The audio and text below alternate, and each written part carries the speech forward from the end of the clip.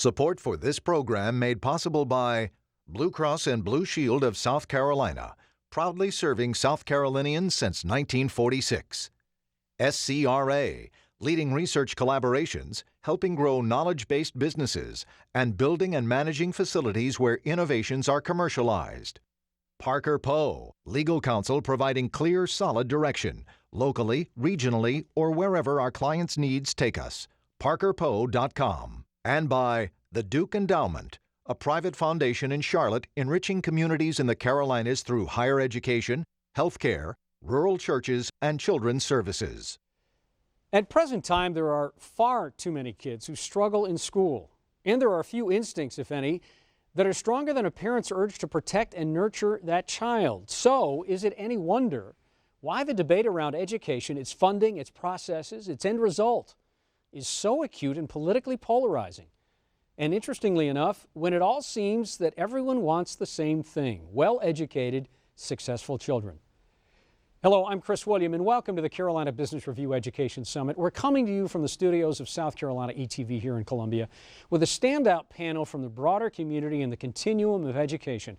Also with us in this room, full of advocates, practitioners, and leaders who help influence and form the Palmetto State's policy around K-12 instruction. So, over the next 60 minutes, we hope to clarify the current model, identify ostensible problems, and more clearly define how we might work closer to achieve better educational outcomes, and of course, a brighter future for all South Carolinians.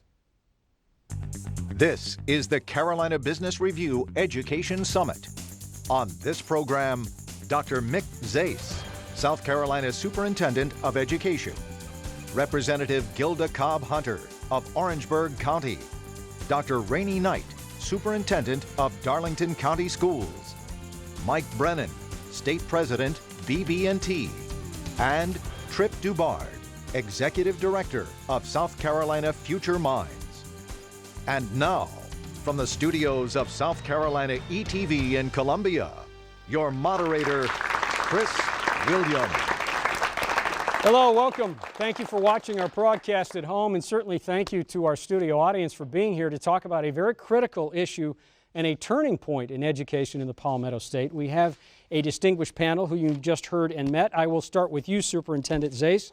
Let me read you something, if you don't mind, Sure. Your Honor. In 2012, summer of last year, Gallup poll released the results of a survey, and the question, many questions in the survey, but one of the questions was, how much confidence do you, meaning does the public have in education, in the public school system? And 29% said a great deal or quite a lot, and that is the lowest percentage in the 30-year history of the Gallup poll. It's the lowest percentage of any kind of level of confidence that the public has in the public school systems. What kind of level do you have? Well, I think the low marks from the public reflect a growing realization that the current system that we have for public education doesn't meet the modern needs of society. You know, one thing that every parent understands is that while every child is special, every child is different. They differ in ability, motivation, the rates at which they mature, their interests, their skill set, their personality, and their home environment. Yet our traditional model puts every child in the same classroom, expects them to learn the same material, pretty much in the same way, on the same schedule. Now, the surprising thing for me is that that actually works for most children, but for far too many it does not. And I think there's a realization on parents' part that this model is not meeting their needs of their child, which is why we have a burgeoning interest in charter schools, magnet schools, Montessori programs, military programs, arts-infused programs, online programs, programs that focus on math, science, technology, and engineering.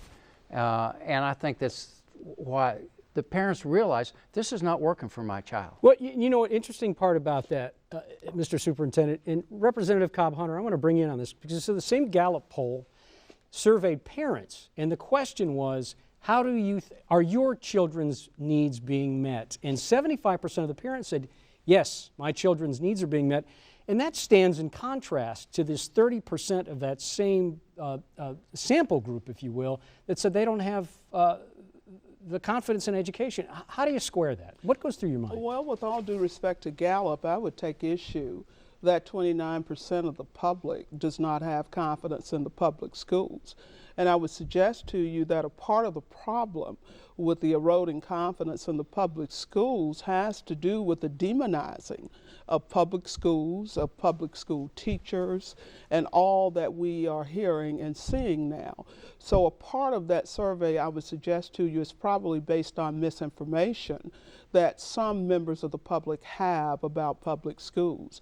I would agree with Dr. Zais from the standpoint of all of the options that are there, and would suggest to you that everything that he just said, whether we talk about charter schools, magnet schools, all that he just said, those are all captured and can be found in our public school system. I think very, very clearly what we need to remember is that old adage from former Governor William Winter, and that is the road out of the poorhouse goes past the schoolhouse. We have to recognize and understand the importance of public education, be invested in public education, because the public schools, unlike private schools, have no option or no right to refusal. They have to take all who come, and the private schools have a different option. You know, Mike, I want to bring you into this, Mike Brenan. You said something, and the governor repeated almost verbatim in her State of the State. You said to the point, and I'm paraphrasing, you said that we need to change the narrative around the education that we're having in the state. Governor Nikki Haley used that same term in her State of the State this year. How do we change the narrative? What does that mean? Does that mean just completely blow up the system and start again? What does the narrative change look like? Well, Chris, it doesn't mean blowing up the system, but it does mean that we need to have a conversation about those things that we can agree on. Because what we tend to do in South Carolina is to have a lot of conversations and narrative about things that we don't agree on. And that's where we tend to spend our time. So let's find the things that we can agree on. For example? And I think what we're finding is that, particularly from the business community, there's a lot of interest in innovating and transforming education. And that means kind of beginning to move away from the system we have and moving to an entirely new system that recognizes the personal and individual needs of each student, and recognizes that technology is going to be a major factor in how we educate our kids in the future. Because as Dr. Zais said, the old industrial agrarian model is not serving us well anymore. And really, if you look at what employers are looking for in the future from the skills that they need for their workers, they need a whole different set of skills, and we in public education have to be able to provide those kind of graduates that are career, college, and citizenship ready. And I think that the governor gets that. I think there's a lot of members of the General Assembly who get that we do need to have a conversation about how we can do this differently and do it better for the students in South Carolina. So, Dr. Knight, in Darlington County Schools, and you've been the DNA in that county school for a while now, superintendent, we're a principal, and so on and so forth. Did you change the narrative about education, or was there something else there that worked for you when you've got 80 plus children on free and reduced lunch, but yet you've got a top 5 school system academically in this state? So what did you change? I think the conversation was about what we believe about children and the vision that we have, education and teaching and learning for all. And that meant every child that walked through the door. And I think it helps to have a hard head. And I'm not going anywhere, and I'm coming back the next day. And I mean, truly, it's kind of joking, but at the same time, you have to have a passion for what you do and hire good people. I have 23 principals, excellent. We were talking about compliance versus some other areas, and they get out there and work extremely hard and smart. They go visit homes, they contact parents, they are very understanding about things that are happening in their world that may not be, part of my world, but just some serious situations in families that schools inherit each and every day, as Mr. Cobb-Hunter has said. So you just have to have an understanding of who you serve, your community, and have very high expectations. I would take a kindergartner who is low socioeconomic and ask them, you know, this is what I'd want for my child, is what I want for this child. Before you answer, Dr. Zais, I want to bring Tripp into this. As an NGO, as a non-governmental organization, you know, you get a little leeway here, Tripp. You kind of move around the system, and you get to strike where you think is effective. So as you've heard all the comments, how do you characterize this? Well, I wanted to echo what Mike Brenan said. I couldn't agree more that we need to find where we agree. You know, we can always find areas where we'll differ, but with 700,000 kids, 1,200 schools, surely we can agree on some common things that'll move things forward. And I think all of us on the panel have done that. What I think, you mentioned that 29 to 70-something% gap. To me, that's almost an opportunity gap. That's people that they want to do more, they want to do better. That 29 shows that they're not happy, but they want to do more. What South Carolina Future Minds does is try and provide a handle. What we see is people want to help their schools. I find very few people that say they don't care about kids. They want to help their schools, but they don't know how. It's not easy, and nobody's asking. So what our nonprofit does is we try and connect private support to public schools to make it easy to do that, and support educators that have good ideas on how to do that. Dr. Zais, you were going to say something? Well, I was going to reinforce something that Dr. Knight said, that with 82% poverty in her district, it's one of the highest performing districts in the state, Darlington County. Calhoun County, with over 90% poverty, is also an A-rated district. And that just proves that poor kids can learn. And while poverty is a factor, it's not an excuse. And when you've got competent leadership and excellent teachers, even in our poor schools, kids will succeed. And not only in school, but in life, which is the ultimate goal for our schools. Well, then tell me where the low-hanging fruit here is. I mean, what's the easy stuff that can be done that's going to be effective now? I mean, what technology in the classrooms? Gosh, that sounds easy. We get enough money, and this is not fair to say, but I think you understand what I'm going to say. You throw enough technology into the classrooms, and the kids are just going to take to it, and they're going to learn better by it, I'm assuming. But what is the low-hanging fruit? Anyone? Mike? I mean, you've been through this a little bit. You've thought through this. Chris, I haven't found any low-hanging fruit. This is going to be hard. Is it all hard work? This is hard work, and it's important work. If you think about the state budget, it's the largest piece of the state budget. It may be the most important thing that we do in state government is to provide public education, and to innovate. And Dr. Knight's done some wonderful innovative things, and we're discovering that there are lots of superintendents out there who are doing interesting and innovative things that we're now just discovering. And I know one of the things that we want to do at the State Board of Education is we want to provide, if they need waivers, if they need us to do different things with regulations so that they can innovate, the state board wants to be supportive of that. I know Dr. Zais is supportive of that. So we want to, as Representative Gilda Cobb-Hunter said, that we got to get rid of all the stuff they have to do that doesn't have anything to do with teaching kids. So how do you do that? How do you get rid of all that stuff? How do you lower the level of compliance? Well, most of those requirements are coming by state statute, and you know, our legislators mean well, and they find a program or a policy that works in one school and they want to replicate it statewide. But what works in a affluent suburban school may not make sense in a poor rural school, and vice versa. And you know, I don't think you can legislate innovation from the top down. As Mr. Brenan said, we've got a lot of very capable administrators in our local school districts. The way you support innovation is you unfetter them from the rules and policies that handicap innovation, and let that come from the bottom up rather than trying to direct it from the top down. Chris, if I may, Please. one of the areas I would hope would be, I want to go back to your first question, which is the low-hanging fruit of being a Floridian. I can relate to that. One of the areas that I think we ought to identify as low-hanging fruit is this notion of early childhood.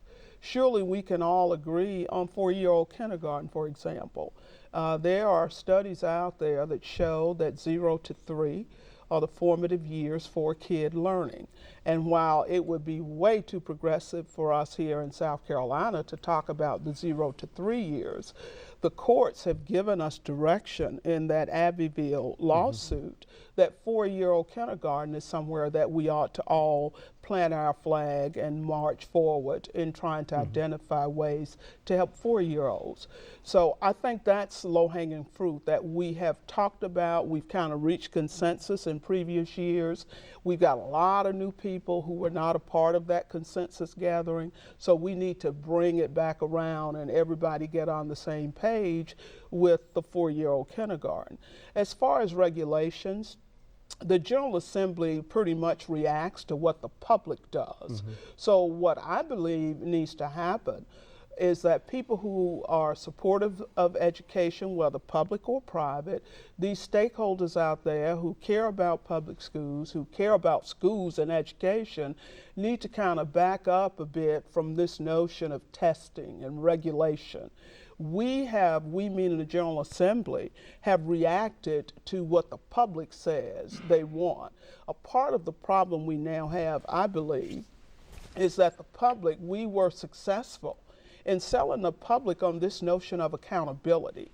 I would remind our audience and those who are watching that South Carolina, long before Leave No Child Left Behind, we passed accountability standards in this state in 1998 that were much tougher than No Child Left Behind. So we've got a PR campaign that we've got to engage in to make the public understand that all of the regulations that we have pushed down on teachers and on schools, that those regulations are impacting the ability of teachers to teach, and our focus has gotten to the point, not just here in South Carolina, but across the country. Our focus is now on testing and how well a kid tests. I think that's the wrong direction. I think there's a place for that, but the kind of emphasis that we have placed on testing, on teacher performance based on testing, to me misses a lot of other factors that are part of this equation. Gosh, you know,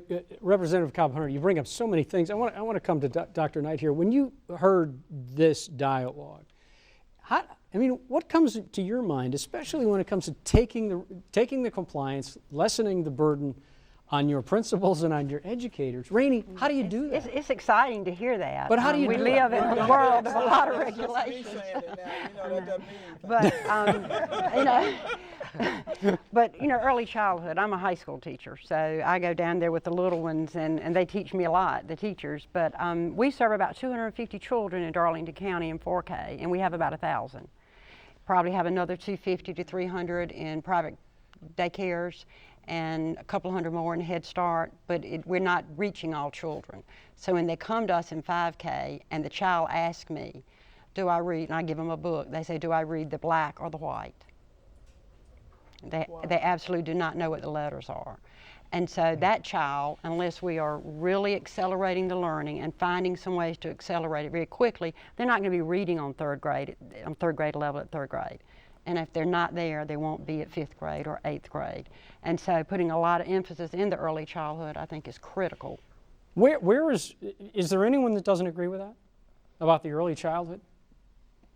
Well, the question is not whether early childhood education is a good thing or a bad thing. The question is, given the limited dollars available, and we've got lots of claimants on those dollars, Medicaid, roads, bridges, how do you spend your education dollar in such a way as to maximize student learning? In December of 2010 and in 2012, the U.S. Department of Education released a comprehensive study that said the effects of Head Start are beneficial in kindergarten and 1st grade, but by 3rd grade, they seem to fade. Now, we do know that summer programs are helpful for kids who are struggling readers. We know that after-school programs tend to be beneficial. So it's not a question as well as early childhood good or bad. It's given the dollars available, how do we maximize student learning? Does that Head Start, does that accountability and the Head Start money, does that go to the funding of Head Start, or does that go to the process that Head Start does with the kids? Well, it goes to the funding of the programs. Okay, so let's go to this funding issue. Tripp, you've been kind of quiet here. Well, yeah, I'm not a curriculum expert, but Even better. Yeah. But when you do talk about dollars, I mean, there's an opportunity. You know, every college, Meaning what? every college, every university, every private school has a development office where people who choose to give more are able to. There isn't one in South Carolina other than South Carolina Future Minds. We're a statewide nonprofit that makes it easy. So I don't pretend to think that, you know, right away we could raise the dollars to something, you have 4K across the state. But there's nothing that says a few districts couldn't get together and make an appeal through one nonprofit that, you know, collects the money and then helps them test or try out different approaches to 4K that then, once proven, maybe they can take to the state or to their superintendents and try something different. I just believe that people want to help, but there's friction. There isn't an easy way, and that's what our nonprofit is trying to do, is make it easier so that when there are these efforts of trying new stuff or stuff that Rainey needs or different approaches that maybe either you don't have the public dollars, as Dr. Zais said, or you just don't want to apply them, that you can appeal, make an easy appeal to someone who does want to help. You know, let me zoom out here for a Sure. second, Mike. Mike, you're on the Education Oversight Committee. You're on the State Board of Education. You're part of the State Chamber of Commerce, just to mention a few things around education. Do you think that the whole idea of education funding and the challenges in education, are these things being articulated well? I mean, can the public get their head around the challenges in education other than, you know, my kid is a square being put in a round hole at school and it's just not working?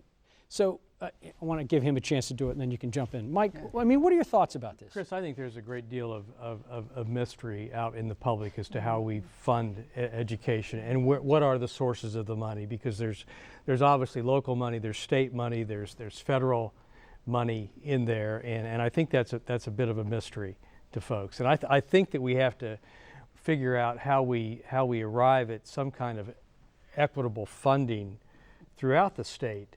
But at the same time, I want to make the point that I think there's enough money in the system, Chris. It's how we're spending the money. It's how we're allocating the money. And there's probably money there for doing real 4K, really early childhood education, but it's going to require streamlining the rest of the system, therefore freeing up resources that you can dedicate to doing that. And I think that's the hard work. That's the challenge. How do you break down everything that we have today in this system and transform it so that you can reallocate resources to do those kinds of things? Dr. Zais? Well, there are enormous discrepancies in how districts are funded. At the upper end, we have some districts that receive over $16,000 per student, and at the lower end, about $7,200 per student. I will say that the General Assembly funnels state money in such a way that the higher the level of poverty in a district, the more money they get from the state. The difference becomes in the local property tax base in the individual school districts. The same is true with federal money. The higher the poverty in a district, the more federal money they get.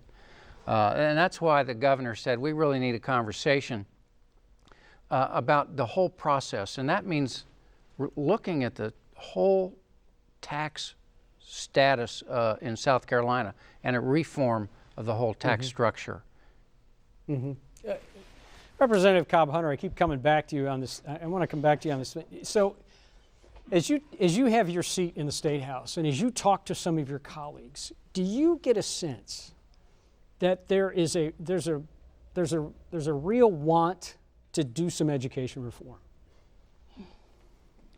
Well, so much is running through my mind right now. I'm going to eventually answer your question, but I must get back to the point about the Head Start study and suggest to you that there are differences, a difference of opinion about why those kids wash out at 3rd grade, and it has to do with our structure of the public of the school system. So I want to just make that point.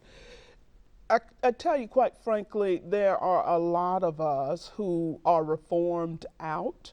With lawmakers, this notion and use of the word reform does not necessarily suggest something positive or something good. Unfortunately, in a number of cases, we've used the word reform. The public thinks we are reforming things, and we aren't necessarily reforming as much as reshuffling the chairs on the Titanic. So I'm careful about the use of the word reform. What I would say to you is that I firmly believe that all of my colleagues, regardless of which side of the aisle they're on, believe strongly in education. We all agree that education ought to be funded. There is disagreement on how it ought to be funded, but all of us, I would suggest to you, recognize that the future of South Carolina is in an educated workforce. We aren't going to progress as a state if we continue to turn out kids who can't read, who can't learn. Business is not coming to a state where you don't have a trained workforce. So on that, we all agree. The real rub is in how we go about doing it, because this notion of funding going to districts that are high in poverty, I feel compelled to make the point, lest your audience think that we are just pouring all of this money into poor districts. That's not the case, has not been the case. And if it were the case, we would not have had the lawsuit. The other point I feel compelled to make is I'm not sitting here suggesting that money is the answer to all of our problems. I don't agree with that. I think there are a lot of issues, but we can't escape the fact that funding for public education in South Carolina, when we look at per pupil cost, we are at 1995 levels. Now, this notion or belief that there's enough money, but we need to redirect how it's spent, that's all well and good. But, you know, you can only get so much. And like the old folks say, you can't get blood out of a turnip. You know, and so if there is a need and we are redirecting an already finite pot of money, I just don't see how we are going to be successful. So I'm all for reform if it's true reform. I am, quite frankly, I've been around for a minute or two, so I'm a little jaded when we have conversations, to borrow the lingo now, when we start conversations about reform that are just rehashed, refried, warmed over stuff we've already done. So let me go back to, you had made a reference to the Abbeville versus the state of South Carolina case that's still in front of the Supreme Court, has not been decided in 2 decades now. Yeah. Do you think, though, the effectiveness of that being in front of the state's highest court has still made its point? No. Do you think it will be decided soon? No. Well, let me couch that by saying I would hope it would be decided soon, but quite frankly, we've had an entire generation of kids who have graduated, started 1st grade, graduated high school since this lawsuit started. And the answer, the rationale behind my no is real complicated. We don't have time for it as far as the Supreme Court. You know, General Assembly elects judges, and quite frankly, I'm not sure that all judges have, shall we say, the intestinal fortitude to do what's right as far as this education thing is concerned, because they have to come back before us to get reelected. And I know there are people out there who are probably poo-pooing that response, but I assure you that there is some merit in that opinion. Tripp, you had a point? Yeah, I was going to try and thread the needle here, you know, if I can. I tend to agree. I don't think anyone would really disagree that there are ways you can become more efficient or shift resources around. And I'm not one as well that says, well, you know, just pour money into the system. But nonprofits around the world often lead the government efforts. They're more flexible, they can move quickly, and one way we help is by providing sort of flexible dollars until the lawsuit gets settled, or until the General Assembly reforms the tax code, or until something, the big idea happens. You still got kids coming out of school. You've still got thousands, tens of thousands of kids every year progressing, and one way to help is to allow people that want to contribute financially to do so easily. We have not asked, if you have a question, please come on right up here. Bill, why don't you come down here? While you're coming up here, Bill. Harris, I see you sitting in the front row. I hope you don't mind me picking you out, but and it has nothing to do with that Dr. Rainey Knight is in Darlington County Schools and you're here, but it's nice that you're here. Harris, Sunoco has taken hold of this idea of sponsoring a school, right? Right. You all believe that that's the right thing to do, and I think I know why, but why don't you tell us why, in your point of view from a business standpoint, and this is not an advertisement for Sunoco, but why do you think it's important for a business to do much more than add a boy or add a girl when it comes to the school? Well, Chris, I don't disagree with anything I've heard here today, and if it were a single silver bullet that would solve the educational issue in this country, we would have already found it, but it's not.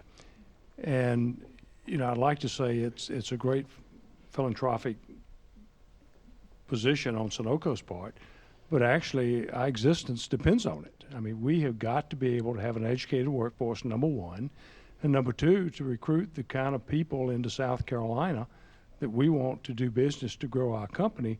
We have to have a place from an educational standpoint where families want to bring their children and live. And I do believe that is absolutely the key to it. So we've taken an approach that we're going to do all we can to support Dr. Knight and improve the education efforts in Hartsville, South Carolina. So thank you, Harris. So Dr. Knight, and again, not to put you on the spot, but how much of Sunoco having your back, if you will, how much is that added to either the good feeling or the actual bona fide, financial support or moral support? How much does that help Darlington County Schools? It's critical that we're all saying the same thing, all on the same page, all wanting the same thing, because we live in the community. I live there. I want to make sure, that the people who are there are having a quality of life that they want to bring their children to. And so that is something that we work, we strive towards doing that. Sunoco's been phenomenal. Mr. Loesch has been on the school board. He's been right there working hand in hand with me on a variety of very innovative projects through Coker College, the Governor's School, and really collaborating so that tax monies are used wisely. So just quickly, Mike, what would you tell business? How would you tell business to get more involved in the situation besides saying, you're not running the school like a business, it needs to be run more efficiently? It's got to be something more than that. What would you recommend to some of your colleagues? Well, I think first of all, Chris, I think we need to understand that we're the largest consumers of public education in this state, and that's business and industry.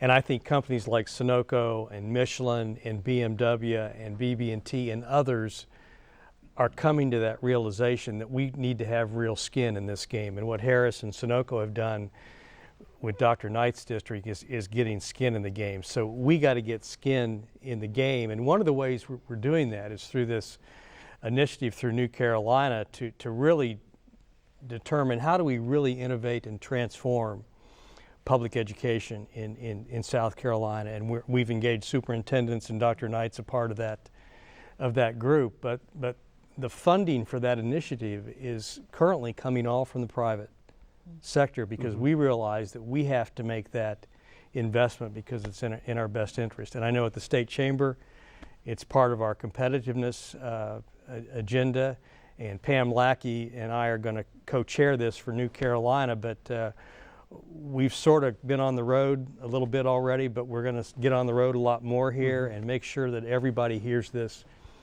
message, because all of business and industry needs to have skin in the game. Bill Mahoney, you've been very patient. Your question. Thanks, Chris. Thanks to the panel. I'm going to ask you a question from a couple of different vectors. One is, as you know, I'm responsible for now over $200 million nonprofit applied R&D company, and we need technical talent because we're growing like a weed. And also based on a state mandate we accepted a few years ago, we now have over 280 startup technology enterprises in the state that we're responsible for care and feeding. What can we do, working with you and working with within the state, to the earlier point, to have more students who excel in science, technology, engineering, and math come from within South Carolina? Yeah, good point. Dr. Zais, you want to take that? Bill, I had the same question asked when I visited with Boeing, and they asked, you know, what can we do? And I said, get involved in the local level and sponsor the robotics team. Get to know who the math teachers are, get to know who the biology teachers are and the chemistry teachers. Sponsor a club. You know, in a lot of schools, if you're a guy and you're not cool or a jock, and you're a girl and you're not pretty or popular, but you like computers and science and rockets, you know, you're not part of the in crowd. But if you can have a supporting organization that has a club and activities and people who celebrate the gifts of those children and their interests, I think you'll see a change. But it has to come at a local level. I don't see anything coming from the top down. I need to see superintendents reaching out to businesses and businesses reaching out to superintendents and principals. Thank you. Chris, question? can I add something there? Please. Thanks, Trip. Because I of course, I totally agree with Dr. Zais, but that's often tough. You know, Rainey Knight, you know, oversees thousands of kids every day, and businesses oversee, you know, hundreds of employees, and they all have their different things. And local nonprofits, either like us, New Carolina, Rainey Knight's district has a local education foundation. Local nonprofits or statewide, I think, can provide the bridge, right? So that while, you know, Mike's running his business and Rainey's running her school district, there's some other person who takes responsibility of saying, well, Mike needs, maybe it's not technology and engineering, maybe it's accountants, maybe it's lawyers, but is trying to match the skills that the business in the local area needs with the school district and finding funds and applying them. That's what I think local nonprofits like us and others around the state can do. Well, I think it's more than just giving money. Sure. I think it's involvement, and where your chemists meet chemists from her high schools. Your physicists help sponsor the robotics club. And I'd like to see that kind of personal involvement so that kids who are interested in math and science and technology have some role models and some mentors and people who will nurture them. It's not so much dollars as resources. So it's the time, talent, and treasure that folks. Yeah, I want to go to this. Any other questions? Bob, why don't you come down front, and I'm going to keep this line, so just give us a second here. Representative Cobb-Hunter, I want to read something that Mick Zais said on our regular weekly program, Carolina Business Review, back in November, and you agreed with this, and I want to take this a little bit farther. He said, South Carolina schools are not facing a lack of money, but a lack of competition, accountability, and incentives. And those are pretty broad, but you basically just said the same thing here, that it really is not so much about money, that it's about X. What I said was I don't agree that money is the only option. I didn't agree that it's not about the money or that we are receiving enough. I agree with Dr. Zais's point that he just made about business and how business can be involved. But one of the things that I would hope we'd all keep in mind is that unfortunately not every county in South Carolina has a Sunoco or BMW or Michelin.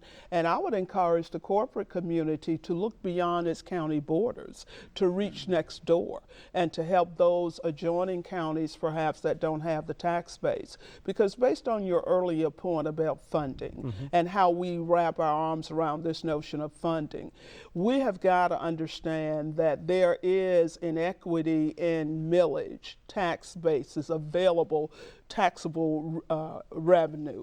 And until we bite the bullet, deal with the problems that we, meaning the General Assembly, inflicted on this state with the passage of Act 388, where we essentially shifted taxes, the tax burden to our business community, until we come to terms with that. Look at a statewide millage where, regardless of where you live, it's one millage. We aren't going to really, in my opinion, be successful in addressing some of the inequities in funding. So my point is, while it's not just about the money, there are some other things that we can do, but we've got to move the conversation to how we get to doing those things. And none of us yet, we've kind of inferred it, but none of us have talked about, for example, parental involvement. How we involve parents in this. That's a key element that successful districts, regardless of whether they're high performing, whether they're poverty or whatever, successful districts have figured out how to involve parents in this education puzzle. And you segued it for me. We're going to do that. And we're also going to talk about school board leadership, because that seems to be as critical in many of these counties and districts. Bob, you've been very patient. Please ask your question. Sure. Good evening. Say your name, please. Bob Bouillet. Thank you for the time, Chris. There seems to be a notion here in our country that all kids have to go to college. Right. And all kids should go to college. And there's a gap in what's needed in industry. Welders, electricians, plumbers, all very honorable jobs and professions. What is schools doing, or what can schools do more of to focus in on those kids who may not succeed in post high school education, to get them and to direct them into these other professions that is such a need? Anyone? Dr. Zais? By making a four-year college degree a symbol of first-class citizenship, we are punishing the 75% of our students who will not get one. I think that there's been an undue emphasis on the purpose of high school is to prepare you for college as opposed to prepare you for life, and education as a source of life enrichment rather than financial enrichment. But rightly or wrongly, when most kids reach 9th grade, they've in their own mind decided if they're on the four-year college track or not. And if they're decided in their own mind they're not on that track, most of them are not relating to British literature and quadratic equations. They want to know, what's this got to do with my life? Now, you can actually teach a lot of language skills, because reading a manual for welding, and they're really complex, by the way, or the automotive repair technician, is a lot of verbal skills and reading ability. You know, or computing a compression ratio in an internal combustion engine, or operating the computer diagnostics that are required to do repairs on our modern cars is a lot of math. And when kids see the application to their future and a career, they get interested in education. We need to expand our career centers, and we need to honor kids who at age 19 are making $45,000 as a plumber or an electrician or an HVAC repairman, because frankly, we have enormous shortages of those kinds of skills in South Carolina. Chris, may I share something that the legislature has already done? And I agree 100% with that point. What we did several years ago is pass something called the EEDA, which is currently operating in our schools. That's aimed at high school students who aren't interested in going to a four-year college, but who are interested in taking up a trade, some kind of vocational kind of thing. So that's one area here in South Carolina where the General Assembly has gotten it right. What we need to do, and have had conversations just yesterday, the Legislative Black Caucus did a tour of Boeing and the port. And one of the points that Jim Newsom and his people at the port made was the point that this gentleman just made. You can get all kinds of well-paying jobs working there at the port, doing a variety of things, coming right out of high school. But as Dr. Zais has said, you know, this philosophy that everybody has to go to college is something that we've got to work around, but we're doing that here in South Carolina. We've got to do more of it, but steering people through that EEDA, which is already in effect, and utilizing our tech system. The 2-year degree that we offer here through our tech system is excellent, and it's preparing workers for these businesses. And sorry to interrupt you, ma'am, but That's okay. why do you think people don't know more about that? About the EEDA? The EEDA, as well as, you know, the tech system's been around forever, and they've talked about this, and they even say, you know, we're not being utilized enough. Well, the easy answer is we've got our teachers doing so much they don't have time to tell them about it. And those EEDA people will say, well, y'all won't give us any money to promote it, but that's the easy answer. I think it's a matter of priorities. And again, where the General Assembly has said to educators the focus ought to be. The EEDA and the testing and all that we require, I think it's just something that a number of legislators have not come to terms with in accepting that as an option that ought to be explored.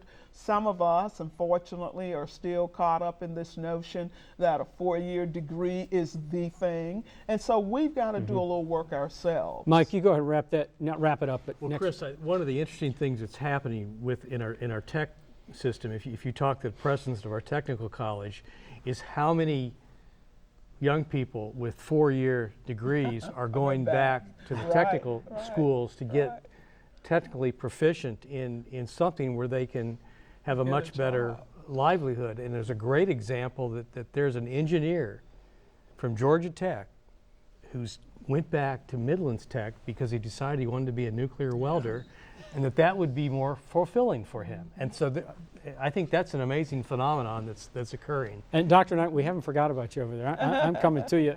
Mac has a question. Mac Bennett. Mac Bennett with United Way. We've talked a lot about funding and innovation in the classroom, but we haven't talked about teachers. How do we attract and retain good teachers, especially in our rural districts? Well, I agree that pay for teachers is a problem. I've consistently said that we don't pay our best teachers nearly enough, and frankly, we pay our least effective teachers far too much. Our system of teacher compensation, frankly, doesn't reward ambition or talent, it rewards longevity. Because the longer you're in the system, the more your pay rises. And for a really, really good teacher, the best way to get a bump in salary is to go into administration. So here we've got a system that rewards our best teachers by ejecting them from the classroom. We need a whole new compensation system that, frankly, ought to pay, I think, you know, we've got shortage of physics teachers and calculus teachers, but we pay all first-year teachers the same unless you got a master's degree, whether you're teaching first grade or AP calculus. That just doesn't make sense. I spent 10 years as a college president, and I can assure you that we paid our math, science, and engineering and business professors more than we paid our psychology, English, and history professors. Why? Because the market demands it. So somehow our current system acts as if we can excuse education from the laws of supply and demand, and we really can't. Yeah, I want to. You have something to say? Mac, I think you're exactly right. I think recruiting and attracting the best and brightest in that classroom, that's the single most important factor in a child's education. Not the principal, but the teacher. Now, I won't tell you won't need good principals. I'm not going to say that. But 2 years of a child's life with an ineffective teacher, they will never make it up. Okay, this is a great segue. And Representative Cobb-Hunter just said something about this. And Dr. Knight, let me ask you, you've got a principal who has a 100% graduation rate. That's crazy good. It's great. But here is a principal that is pouring, I'm assuming it's a female. It is female. She's pouring herself out to her students every day. The thing I would worry about that, and I know you worry about here, is burnout, but also effectiveness here. So if she's doing the job that maybe, again, to what Representative Cobb-Hunter said, if maybe that a parent should be doing, how do you get your teachers? How do you How do you embrace these parents and bring the parents that are either distracted or just are not educated enough to know that their kids are relying on them? How do you really do that job? Well, I think you have to know who you serve, know your communities, get out there, be with them so they know who you are. Our principals do that. I do that as much as I can. We want our teachers out in the communities. So when something is going on in a school and we want that parent in, it's not where they're mean, bad people. We're here because we really care about your child. We may have some serious discussions about something, but please come in and let's have those discussions. We'll go to the homes. We'll sit in, you mentioned the EDA, we have, when they come to the 9th grade, we do individual graduation plans. So for each child, what is it that you're interested in? You could have the brains of a scientist, but you really like hands-on. You might be great in a 2-year engineering program at Midlands Tech and go to Michelin and come out $50,000, $60,000, when you're coming out. I pay my teachers $32,000 after a 4-year degree. So, it's not always about money, but you do need to look at what type things that you're interested in later on in life and build your careers around that. So I've seen a really great program at Michelin that we heard the other day at a meeting where they were actually coming into the schools, a Michelin recruiter, and talking to 9th grade students about the skills they will need so that when they're doing their plans, if you want to be an engineer at Clemson, you better be in calculus your 12th grade year, and you can't start that in 9th grade. So the Michelin recruiter is basically, it's not the most accurate phrase, but is making an end run around the guidance counselor. Working with guidance and the career, they're working together. But the point was— But they know what they need. Well, we had a CEO on our program recently say on the air, the problem is we get a lot of people come and apply for these high-tech jobs, but the guidance counselor hasn't told them what effective education they really need to get these jobs, so they consequently don't have what they have. And I interrupted Tripp. Tripp, you were going to make a point. That's right, yeah. Your original question, I think, was how do you get these parents who aren't engaged? I want to get the parents that are engaged. I don't think there are enough opportunities for them. And one of the things that we've tried to do, granted, this is one place, Dr. Zais, where money, I would say, would make a difference, but there are a lot of things you can do non-monetarily. Teacher of the Year celebration, which we run, all these folks are participating in that this year. A lot of it is just elevating the profession and letting teachers know that they're valued. Teacher Appreciation Month, Bojangles last year, through a nonprofit, gave out 100,000 gift cards to each individual teacher. Now, it's not a big bonus, but it's somebody else, some third party saying, what you do is important, and we may not see you every day, but we really appreciate it. And all these things are stuff that we're running some, but they can easily be replicated across the state by other nonprofits, local education foundations.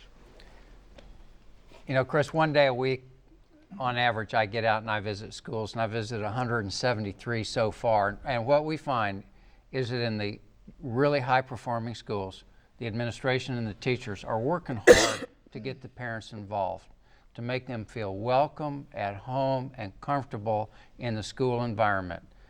Spaghetti dinners and other activities, and to contact the parents before there's a problem. Because if the first time a parent hears from a teacher and administrators to complain about behavior or homework, you can bet the parent's going to be defensive. So the great schools are already doing that. And with the right leadership, parents do get involved. We have about 2 minutes left. I'm going to let you have the last question. Okay, thank you. I would like to... say your name, please. Jackie Hicks. Thank you, Jackie. Okay. I am a high school mathematics teacher for 30 years. And when we talk about reading and making a difference in early childhood, what kind of things are we willing to do as a state to make sure that our children, whether it's pre-K, K, whatever, have the knowledge and the comprehension in reading, and in moving that up to make sure that we have, where's the money going to come from? We're afraid to talk about money, and I think that's sad. So where will the money come from for the teachers that are needed for everything from kindergarten, reading, up through technology, career? You're not going to pull these welders in to teach children if there's not enough money for them to teach. and you know, and finish up, you know, the regular job. Okay, Rainey, you want to do that? Well, particularly with the reading, I'm a big advocate for us putting more money, more time, and it might not be, when I say more money, it might be a reallocation of money into that pre-K through third grade. Having children reading at third grade level. Now, I can't really tell you specifically where the money would come from. In my district, it would probably just sit down and just look at the bare facts and let's say where we might give up some money to put it there. But you've got to address the reading in third grade, I mean by third grade, and have a program in place. Reading is an enormous problem in South Carolina. I was in a high school part of the state, and I asked the principal, I said, you know, we have about 30 seconds. Nancy McGinley reported that 20% of her ninth graders read at the fourth grade level or lower. Do you have a feel for how many of your ninth graders read at the fourth grade level or lower? And she showed me the statistics. 4% of my students read at the first grade level.